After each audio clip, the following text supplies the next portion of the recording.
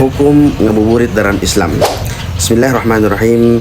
Assalamualaikum warahmatullahi wabarakatuh. Setiap kali ya bulan Ramadan tiba, ada suatu kebiasaan yang sering kita lakukan dan banyak ya tentunya banyak dilakukan oleh teman-teman kita, yaitu ngabuburit. Menunggu waktu berbuka dengan berbagai aktivitas ya. Ada yang berjalan-jalan, ada yang berburu takjil, ada yang duduk santai di depan taman, ada pula yang menghabiskan waktu dengan hal-hal yang mungkin kurang bermanfaat.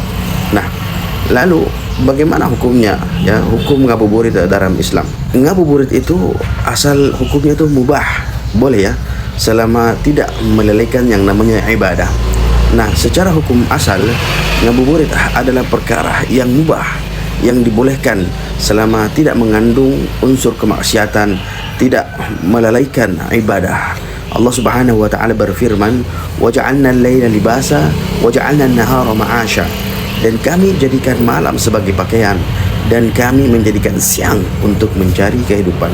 Nah, ayat ini menunjukkan bahwa siang hari adalah waktu untuk beraktivitas, termasuk ya saat berpuasa. Jika ngabuburit dilakukan dengan aktivitas yang bermanfaat ya, seperti berolahraga ringan, berburu takjil dengan niat untuk sedekah misalnya, atau berkumpul dengan keluarga ya dalam suasana positif tentunya, maka tidak ada larangan dalam agama kita. Ngabuburit yang dilarang dalam agama kita jika mengandung yang namanya kemaksiatan atau mengandung hal-hal yang melalaikan dari ibadah kepada Allah. Namun ada beberapa bentuk ngabuburit yang bisa menjadi haram atau makruh ya. Misalnya ya, menghabiskan waktu dengan hal-hal yang sia-sia, seperti nongkrong ya tanpa manfaat, bergosip, atau sekedar bermain ponsel tanpa tujuan yang baik ya. Nah, berada di tempat yang bisa menimbulkan godaan maksiat ya, seperti berkeliaran di tempat yang ramai, yang penuh dengan ikhtilat, campur antara laki-laki dan perempuan ya, tanpa batasan.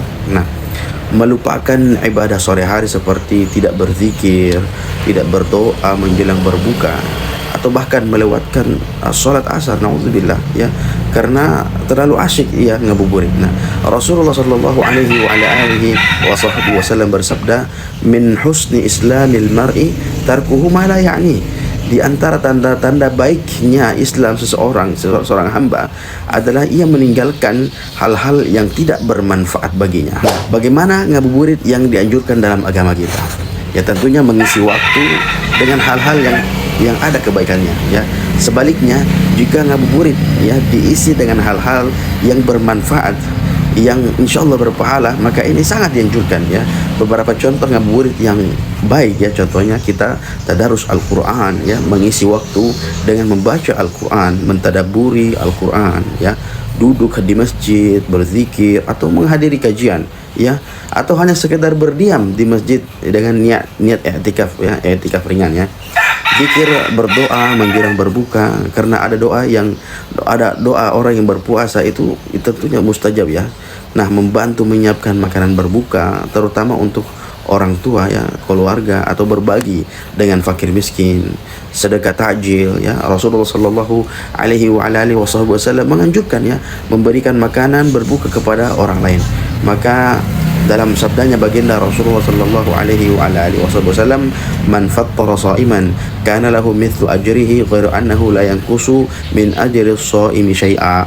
Ya, barang siapa yang memberikan makan berbuka kepada orang yang berpuasa, maka baginya pahala ya seperti pahala orang yang berpuasa tersebut, tanpa mengurangi sedikit pun pahala orang yang berpuasa tersebut. Sebagai kesimpulan ya, ngabuburit yang berkah yang dianjurkan oleh agama kita itu ya, yaitu ngabuburit ya bukan hanya sekedar menunggu azan maghrib ya, tetapi bagaimana kita mengisi waktu tersebut dengan sesuatu yang bernilai di hadapan Allah Subhanahu wa taala.